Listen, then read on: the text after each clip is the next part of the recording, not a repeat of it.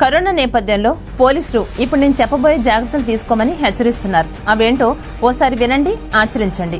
ఉద్యోగ నష్టం, వ్యాపార నష్టం, నగదు ప్రవాహం లేకపోవడం వల్ల పాత నేరస్తులు, కొత్త నేరగాళ్ల వల్ల నేరాల రేటు పెరుగుతోందని హెచ్చరిస్తున్నారు. అవేంటో మనం ఇప్పుడు చూద్దాం. ప్రజలు చాలా జాగ్రత్తగా ఉండాలి. ఇందులో ముఖ్యంగా అమ్మాయిలు, అబ్బాయిలు స్కూల్స్ లేదా కాలేజీలకు వెళ్తుంటారు కనుక వీరిని టార్గెట్ చేసే అవకాశం ఎక్కువగా ఉంటుంది. ఖరీదైన వాచ్లు ధరించొద్దు. ఖరీదైన చైన్స్, బ్రాస్లెట్స్ లేదా రింగ్స్ ధరించొద్దు. మీ మొబైల్ ఫోన్లను ఎక్కువగా ఉపయోగించొద్దు. మొబైల్ బహిరంగంగా వాడకాన్ని తగ్గించండి. అపరిచితులకు లిఫ్ట్ రైడ్ ఇవ్వవద్దు. అవసరమైన డబ్బు కంటే ఎక్కువ తీసుకెళ్లొద్దు. మీరు బయటకు వెళ్లినప్పుడు మీ క్రెడిట్ మరియు డెబిట్ కార్డులను భద్రపరచండి. మీ జీవిత భాగస్వామి మరియు పిల్లల సంక్షేమాన్ని తనిఖీ చేయడానికి ప్రతిసారి ఇంటికి ఫోన్ చేయండి. అపరిచితులను ఇంటి మెయిన్ డోర్ నుండి సురక్షితమైన దూరం ఉంచండి. వీలైతే గ్రిల్ గేట్లను లాక్ చేయండి మరియు గ్రిల్ దగ్గరకు వెళ్లొద్దు. వీలైనంత త్వరగా ఇంటికి తిరిగి రావాలని పిల్లలకు తెలియజేయండి. ఇంటికి చేరుకోవడానికి షార్ట్ కట్ రూట్స్ వాడొద్దు.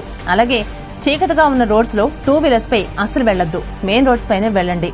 మీరు బయటకు వచ్చినప్పుడు మీ పరిసరాలపై నిఘా ఉంచండి. ఎల్లప్పుడూ అత్యవసర నెంబర్ను చేతిలో ఉంచండి. ప్రజల నుండి సురక్షితమైన దూరం ఉండండి. మాస్క్ ధరించడం వల్ల గుర్తుపట్టే అవకాశం ఉండదు కావున దాన్ని అవకాశంగా తీసుకుని దొంగతనాలు జరిగే అవకాశం కూడా ఉంటుంది.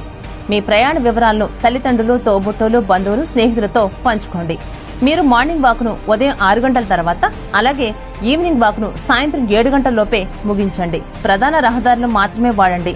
పిల్లలు విద్యా తరగతులకు హాజరు కావాలంటే పెద్దలను తీసుకుని వెళ్లొచ్చు. మీ వాహనాల్లో విలువైన వస్తువులను ఉంచొద్దు.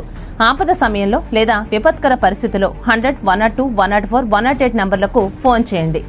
పైన చెప్పిన జాగ్రత్తలను కనీసం 3 నెలలు లేదా పరిస్థితి మెరుగుపడే వరకు పాటించాలని మన పోలీసులు సూచిస్తున్నారు. జాగ్రత్తగా పాటించండి.